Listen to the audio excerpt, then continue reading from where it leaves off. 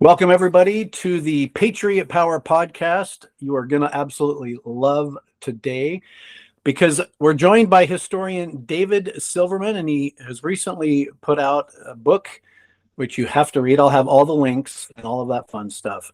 It's called The Chosen and the Damned, Native Americans and the Making of Race in the United States. And in his powerful work, he explores how early American identity was shaped not just by politics or economics, like we all seem to think, but very complex and painful relationship with European settlers and Native Americans. What I think the book does is it challenges us to rethink how ideas of race were formed and how those ideas continue to influence the nation today. I spent a lot of time on Pine Ridge Indian Reservation in South Dakota. Don't get me going on what and how we the white guys treated Native Americans. I won't even get started with that, but let's welcome Dave. Dave, tell us a little bit about yourself and your background and what really inspired you to write such an amazing book. Well, thanks for the introduction, and thanks for having me. I'm a professor of history at George Washington University here in Washington, D.C. I'm beaming to you just a few blocks from the White House, where our campus is located. I've been a historian my entire adult life. I'm a man of a certain age now, which means I have a lot of years under my belt. I've been focused on Native American history since I was in my 20s.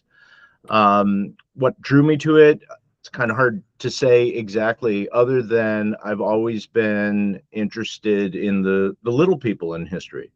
Not necessarily the powerful guys, the guys who tend to attract most of the attention of historians and the public, but the people whose voices are difficult to capture in the documentary record.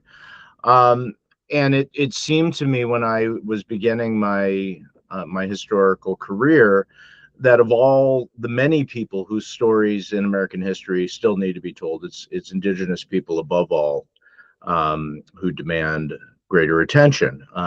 During the period that I have tended to focus on, the 17th, 18th, and 19th centuries, they were most of the people, and they possessed most of the continent, and they exerted an influence in every respect, militarily, politically, economically, culturally, that's very little appreciated in the general culture and in historical scholarship in particular. So that drew me to the subject. As to the question of why Native people and the subject of race, part of it has to do with merely academic concerns. The academy has been preoccupied with what we call the trinity of identity, class, race, gender, for most of the time that I've been in the profession. It has always struck me, though, that the way the profession approaches the subject of race, it's always been a white-black issue. And the more I've studied the subject, the more I've realized, that's missing one of the legs of the stool. That Native people have to remain front and center if we're going to understand how race works in the United States historically and now. And then the other thing that brought me to the subject was after the murder of George Floyd and the Black Lives Matter movement, and that cyclical reawakening of the country to the fact that we have a race problem. Once again, there was a public conversation about race. Native people were nowhere to be seen or heard. And it seemed to me that I had something to contribute to that national conversation with my historical perspective on this subject. Yeah, and I'm just a guy from Idaho that loves to talk about history and specifically the American Revolution, but which comes up in the 7 Years' War, the French and Indian War. Yep. I don't know why they call it the 7 Years' War. It was actually 9 years, but nonetheless, they are starting to talk about Native Americans more. But yeah, it's more of a a Passover. And I mean, Yeah. I'm not an expert, and I don't have, PhDs, but if you look, and this is what I always express, and maybe you can correct me if I'm wrong, but if there is a race of people that we have been very, very cruel continuously towards, yes, it's the Native Americans. We did have, segregation, and black people couldn't vote, and yes, they were slaves, but that's no longer. There may be some issues between races there. I think the media does a great job of dividing whites and blacks, but you look at what has happened to the Native Americans. We not only stole a lot of their land, and then the good government created these Indian reservations, which are, we give them 2 million acres in South Dakota. Well, what are you going to grow there? Nothing. It's horrible. It's horrible. And then, we give them food and give them this, but it's not food. It's diabetes and high blood pressure, and it's just poisonous stuff. And that continues today, unlike other races. And I think, I applaud you for doing this, because many, many people don't understand how valuable and important Native Americans were in the forming of our country. Yes, there was many tribes that sided with the British for a variety of reasons. One, they probably thought they were going to win, Right. and many tribes sided with the colonists or the patriots, however you want to call them. But it was not just 10 or 20 Native Americans that came and fought. We're talking a lot of Native Americans, and they were integral in the defining of our country. And where that got lost, I don't know, but I'm glad that I can tell you where it got lost. It Beautiful. really is a 20th century phenomenon. It is not a 19th century phenomenon. Part of the argument that I'm making in this book is that if we're going to understand the way that white racial identity is baked into the national consciousness, we have to grapple with the role of Native people in resistance to white American expansion, and how white people understood that resistance, and how they conquered it, and how they conceived of themselves as superior in the context of that conquest. But we also have to grasp the collective forgetting of how bloody and contested that conquest was over the course of the 19th century. If you go to the United States Capitol, and I encourage everyone to do so, and explore the art of the rotunda, which is created in the 19th century, white Americans had not forgotten the role of the conquest. Indeed, they celebrated it. You look around that art, and they are glorifying white Americans' subjugation of indigenous people. And so, they saw that subjugation as foundational to the country, as indeed it was. In the 20th century, the general population has found that conquest to be a source of shame. For understandable reasons. I characterize it as genocidal in this book. I realize that's it's a provocative term, and it's a contested term. But regardless of how you characterize it, most white Americans in the 20th century, as we came to terms with the horrors of the World War II era and decolonization movements, and white Americans concluded that this was not a glorious past, that it was a shameful one. And rather than confront those feelings and the truth of the history, they buried it. And so, as a result, and back to one of your original points, the country has come light years since the 1960s in the treatment of African American history in the context of a greater American history. I think we have a ways to go, but it's night and day in terms of the treatment of that subject in primary and secondary school curriculums. The country has barely progressed at all when it comes to the subject of Native American history since that time. Part of what I'm trying to do in this book is to awaken the public to the centrality of that history to the greater national history. Yeah, well, and I think too, many of the colonists, or a fair amount, they felt like they had a divine mission, and Yeah.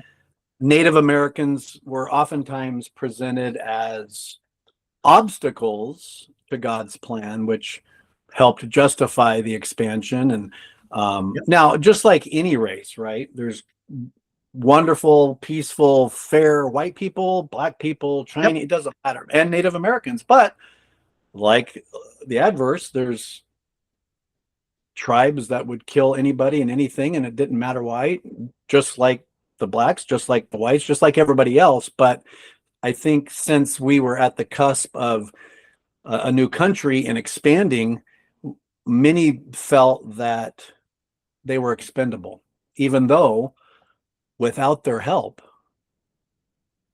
maybe we wouldn't be a country right now. And it's sad because, I mean, here in Idaho, you drive from north to south, you pass through, Nez Perce and Oneida, all these counties, and people don't even know that, like, that's Native American tribes, right? That's a type of people that should be at least recognized and researched and appreciated, just like any other group of people. And it just seems unfair to me. Like you said, it's light years between the black and white relationship. Still going to have issues no matter what. But here we are in 2026, and most people don't know how important Native American people were to the forming of this country, and how they could still continue to be super important now if we would let them, or we would talk more about them, or they don't need to be elevated to something greater than any other race, but they certainly should have equal, I don't know, I'll say airtime, so to speak. Billing. So Yeah, right. And among the many reasons that I wrote this book, and it extends from the beginning of the colonial era all the way up to about yesterday, is to help the general public understand modern Native people and their place in the country. And one of the things that I've found is even really well-informed people know next to nothing about Native people, about the role of reservations in the country, about the rights that Native people have, and what the basis of those rights is. And they can't conceive of Native people as modern, because the popular culture holds up this stereotypical Native person of the past as the authentic Native person. And so any change from that standard becomes a watering down of who Native people are. And let's be clear, none of us look like our ancestors of 400 years ago, right? None of us. And that doesn't mean that our identity claims are diminished. Same goes for Native people. But how that notion of Native authenticity rooted in a stereotypical past came to be is part of the story that I'm telling in this book. That is front and center in American racial history. Yeah. And if here on our farm, we do holistic, we do natural, we do organic growing, we don't use pesticides, poisons, and all of that. And we try to utilize everything on our farm that we possibly can. And why wouldn't you? Lessons that can be, I mean, there's so many lessons that can be learned by studying the Native Americans, going back to, they killed a deer, they killed a buffalo, like every single part of the animal was used. And now we have people just going out and killing animals and taking the antlers. I mean, why don't we treat the land and treat others and where we live like the Native Americans used to? Not all, but most. And there's so much to learn that would benefit not only where you live locally, but nationally. It's mind-boggling to me. It's just, I guess, easier to, they just rode horses and they painted funny, things on their face, and cowboys and Indians. And that's like a 1/1000th of the story. And spending a couple weeks on Pine Ridge in South Dakota opened my eyes to, I think, the harshness of how natives are treated today. Not all, but most. That, I mean, you're on an Indian reservation,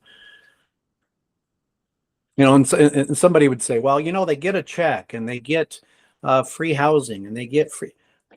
That sounds wonderful on paper. Why don't you go visit and see what type of food they're getting? Go see how much they actually get on the check and how much they have to lose if they choose to leave a reservation. I mean, there is a whole bunch of dynamics that need to be out there. So I'm hoping that your book, everybody should read it, because it's really important that all races of people, especially the group that was hugely, I mean, big time instrumental in the creation of our country. At what point do you think relations shifted from cooperation, if there ever was, to a more rigid racial divide? Do you think it was when we started going west, or was there an earlier time than that? I think there are repetitive patterns that start in the early colonial period and extend well into the 19th century. So, when you're talking about the initial colonies, very few of those were established in the context of what we would call an invasion. In most contexts, the native people whose territories these colonies were founded in permitted those colonies to exist because they thought that they were going to benefit from the presence of these Europeans. And indeed, in some cases, not all, but in some cases, they did benefit for greater or lesser periods of time. What do they want? They want the trade goods above all else, right? Native people didn't have metal when Europeans arrived, and metal is a deeply desirable technology. It improves cooking, butchering, hunting, fishing, warfare, all fundamental activities to native people. What's more, many native people thought if they could establish a cooperative relationship with these settlers, they could form a military alliance that they could use against intertribal rivals. So when the first, I'm talking colonies like Jamestown or Plymouth or Quebec are first founded, nearby native people say, okay, we can use these people to our benefit. They have no idea what's coming down the pike, right? They don't know the epidemic diseases are coming. They don't know masses of settlers are coming. They can't conceive that within a couple of generations, their people would be completely displaced or subjugated to these folks. That pattern continues over and over and over again with every subsequent new phase of contact between colonists and native people. You get to the Trans-Appalachian region, Haudenosaunee or Iroquois people, Cherokee people, Shawnee people also engage European colonists, expecting to have a cooperative, mutually productive relationship with them. And invariably, the relationship deteriorates. Why does it deteriorate? I mean, fundamentally, it deteriorates because Anglo-American colonists, the colonists of the English colonies, want native land without native people on it. At the end of the day, this is an expanding agricultural civilization. And they want the native people's land to put it to tillage. Native people don't want that. And it's not a matter of the two parties misunderstanding one another. It's a matter of the two parties disagreeing on what the future should look like, and they fight it out. Why does it always seem like the people that want native land always get it? I mean, in one way or the other, they sure. get it. There's a number of reasons. First and foremost, English colonists have way more people. I mean, it is just as simple as that. By the time we get to the American Revolution, for example, the population of the British colonies is somewhere around 2 million. The entire population of Native America east of the Mississippi is about 250,000. And that 250,000 is divided into dozens of different independent and sometimes quite hostile polities. And so you begin with the numbers game. Then you have the matter of how these societies are organized. You know, for all of the divisions between the colonies, they're much more centrally organized than even an individual tribe. You know, you have governors, you have legislatures, you have armies, you have police forces that, you know, keep law and order, and in which social superiors can order their social inferiors to go into warfare and sacrifice their lives for the cause of the greater good. That is not how Native America is organized in wartime. There's a deep technological gulf between these people. You know, you get to the era of the American Revolution, Native people must have guns, powder, and shot to go to war and to feed, clothe, and defend their people. They have to import those goods from the very people that they're trying to defend themselves against. So that puts them at a severe strategic disadvantage. And then finally, you have the issue of epidemic disease. You know, Europeans have centuries of experience with epidemic diseases like smallpox. So as a result, they have built up a resistance to these diseases that Native people are just coming into contact with. And these diseases devastate Native communities over and over and over again, further weakening them in the face of this enormous challenge.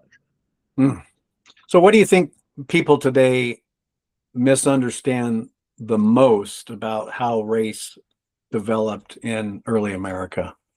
I think what most people don't understand is that race isn't real, that race isn't biologically a fact, that race is nothing more than folk belief.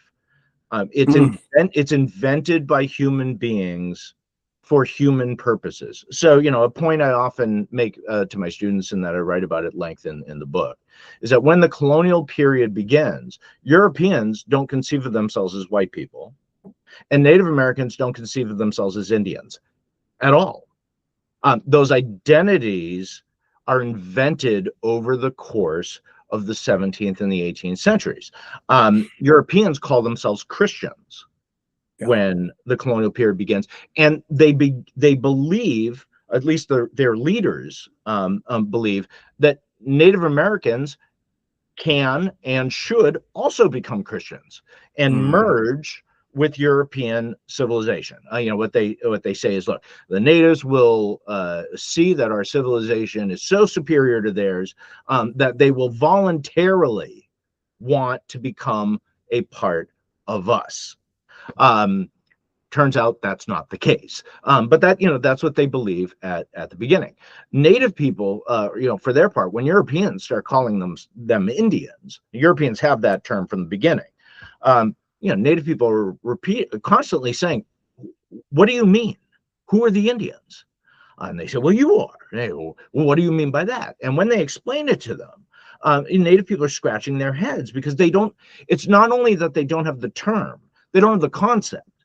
They don't conceive of themselves as a single group of people. They're different groups of people. They're different tribes. They're different language groups. They're different cultural entities. They will come to see themselves as Indians, and Europeans will come to see themselves as white people, largely in the context of what I see as a genocidal struggle for possession of the continent. Native people are eventually going to band together across tribal lines that historically weren't often very friendly, rallying around the argument that Indians were created separately from white people by the Great Spirit and given the continent of America to live in their own distinct ways, that the white people were placed by the Great Spirit on the other side of the ocean with the Great Spirit's intent that they stay there. And that they had their own distinct way of life and that they should follow. But that for Native people to follow the European way of life and to tolerate white people encroaching on their land was an abomination. and that all native problems extended from that pollution. Europeans, for their part, come to they as native people and as Africans start adopting Christianity, they jettison the notion that their common identity is Christian. They start calling themselves white people.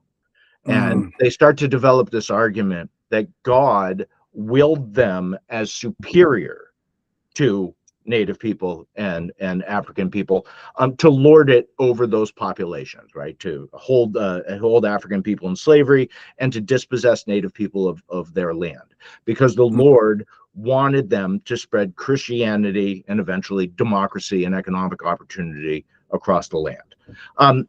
That's in a nutshell the story of the 17th, 18th, and 19th centuries. Well, and when natives didn't volunteer, right, to live like the Europeans, they just forced them to, right? I mean, they forced kids to go to school. They forced them to dress a certain way. Yeah, and so what you end up with, by the 19th century, so, it's a contest in the 17th and the 18th centuries. There's a real contest between white people and Indians. In the 19th century, it's no longer a contest, it's a matter of time. I realize like some groups like the Lakotas and the Comanches and the Blackfeet gave the United States fits as it tried to subjugate them. But the end was not in question. It was a question of when the subjugation was finally going to occur. And so what you end up with in the 19th century is a very narrow band of possibilities for Indians that white people can conceive. On the one hand, you have frontier settlers, the folks who are living closest to native people and have the greatest economic and security stakes in relations with native people. Overwhelmingly, that population favors exterminating native people, like literally killing every last one of them. On the other hand, you have Eastern humanitarians, overwhelmingly evangelical Christians from the eastern cities, Boston, Philadelphia, New York. They're the do-gooders. They're the progressives of their era. And they say, unlike these frontier rubes who want to destroy the natives, we have the solution so that they can live. We need to destroy their tribes. We need to destroy their cultures. We need to take their children away from them and reacculturate them in boarding schools, and then assimilate them into white America. Now, nowadays, we look back on that program and we say, my word, that's a human rights disaster. These folks at the time are 100% certain that they're doing the right thing. And, compared to the exterminationists, they're doing a better thing. But it still falls within the United Nations definition of genocide. And for Native people, the results are just disastrous. I totally agree. It was genocide, and in some facet, I think it continues today, because and I'm only speaking of my personal experience, but we actually, and they get a lot of white people coming and offering help or playing with the kids and things like that. And it's typically, the white man feels bad, so they're going to, do something. And they usually aren't well received. But we spent 2 weeks there and really just tried to understand their culture and things like that. And it was awesome. But what I found most amazing is I think that reservations, and I'm not an expert, but reservation that I attended seems to me like it's very much lacking hope, because without hope, there's not a whole lot of pursuit or challenging yourself to become better, not richer, but just a better. Lack of hope is disastrous. And what I sensed was a lack of hope. And I'll give you an example. My wife and I asked the tribal leader to pick two of their smartest kids on the entire reservation, one girl and one boy. And they came and we talked to them for, 45 minutes. We offered at the time to pay for their college education. All they had to do was reach out to us when that time came, and we would take care of it. Not, oh, white man's gonna. We just genuinely wanted to provide some hope. Not one of those two kids ever contacted me or my wife, and I just think that hope is absent. As great as this country is, we don't include Native American in alcoholism. We don't include Native American stats for suicide. We don't include all that, because if we did, it would paint an accurate picture. Like, reservations are separate, and so let's keep everything separate. And I understand that to a point, but how are you going to help people if you continue to separate them and provide them no hope? So there's a native answer to that, and the native answer is that the United States is obligated to live up to its treaty promises, and that if it does so, it will allow the tribes to lift themselves. But that's the basic condition. And there's been a legal sea change in the understanding of the status of Native people in this country, roughly since the late 1960s, and overwhelmingly because of Native people's own activism. Under the U.S. Constitution, Senate ratified treaties are the supreme law of the land. That's the phrase. And yet the United States has not treated Native American treaties as the supreme law of the land. Instead, it promised Native people reservations where they would have protected land, education, healthcare, and economic opportunity in exchange for their vast cessions of territory. Most of the country kept the territory, but it didn't live up to its side of the bargain. Instead, it tried, barely 20 years after creating these reservations, to dismantle the reservations, which only turned abject poverty into greater abject poverty and homelessness. Meanwhile, in the process of stealing these kids from their families and sending them to boarding schools, they tried to fray the tight social networks that sustained the people amid this horror. And so, the aftermath of that played out across the 20th century. But what we have seen since 1970 is an incomplete but nevertheless dramatic change in the fortunes of Native people.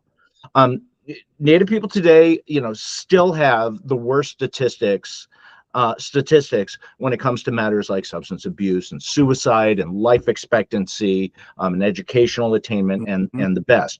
But all of those stats have improved dramatically since the 1970s, largely because the federal government has been treating Native people not as a population that is destined to extinction, but as tribal nations that exercise a significant measure of sovereignty over their own people and their own land. And as it has turned out, Native people do really well when they have the resources to lift their own people. What a concept. What a concept, self-determination. Right. And so things are improving, not as quickly as anyone would like, but they are improving dramatically because the federal government has been treating Native people as partners in this exercise. Which should have been from day one. But right. That's exactly that was the Native expectation. Right. So, with the 250th celebration, my fifth great grandfather fought in the Revolutionary War. I just almost finished with the book about him. And everyone's going to be talking about 1776, I got the shirt on, and George Washington and all those people that they should.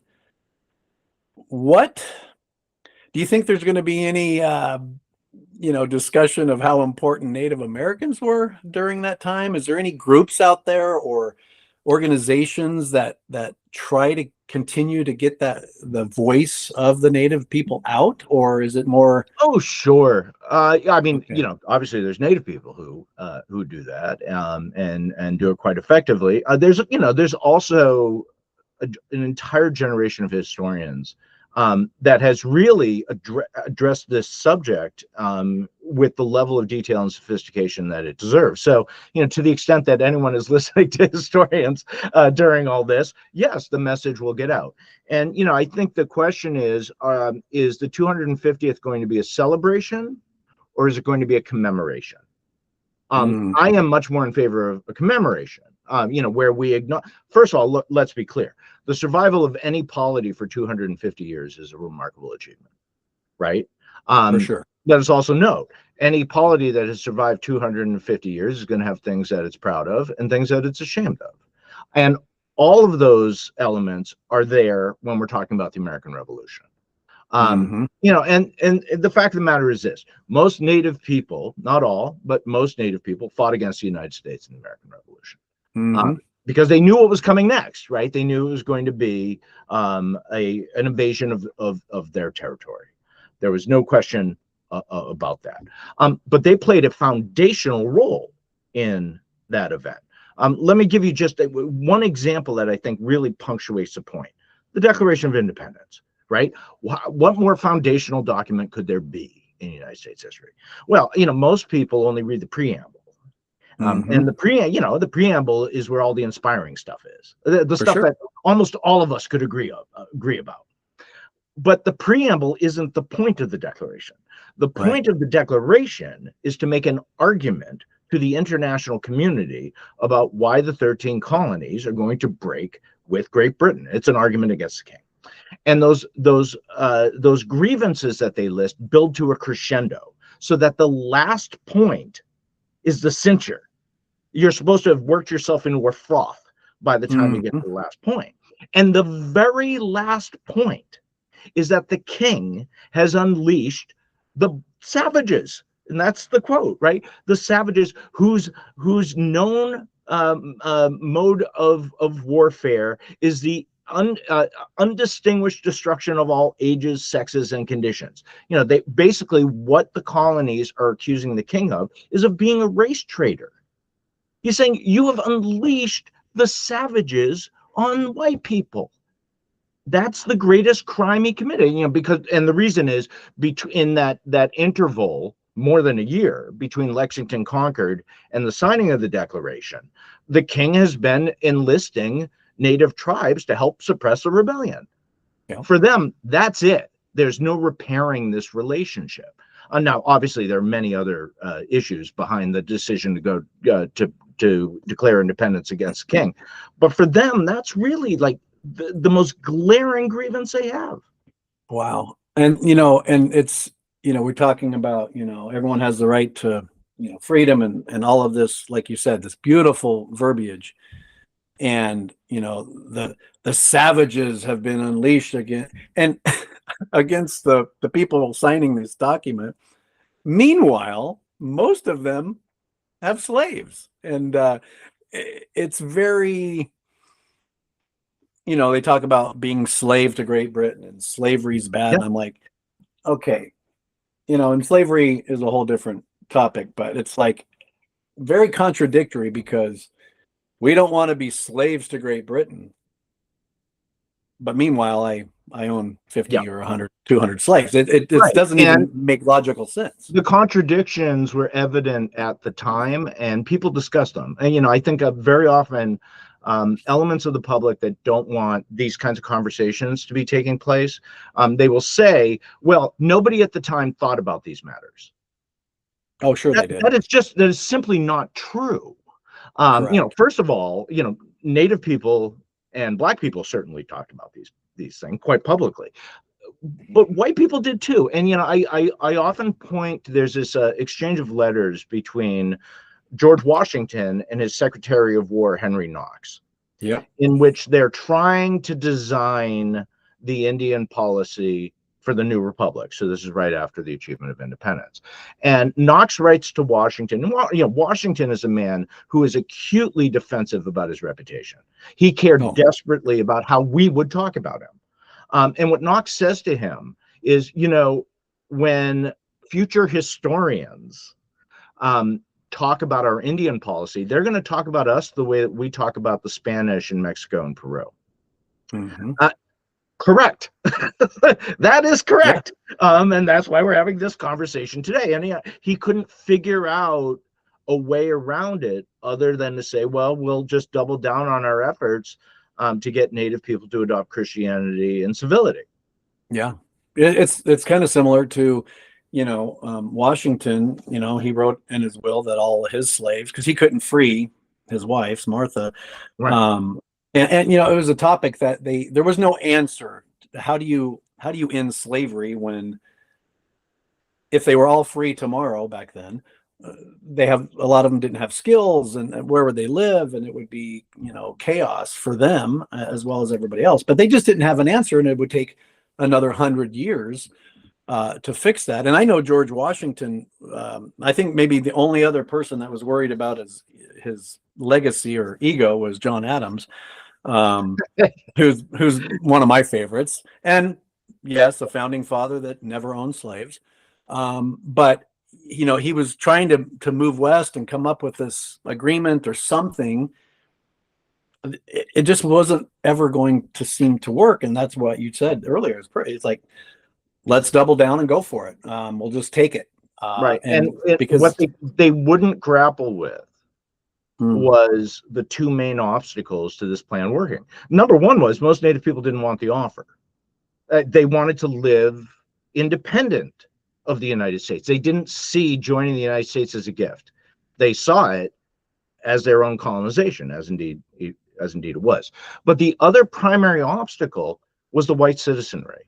The white citizenry did not want Christian civilized Indians as neighbors.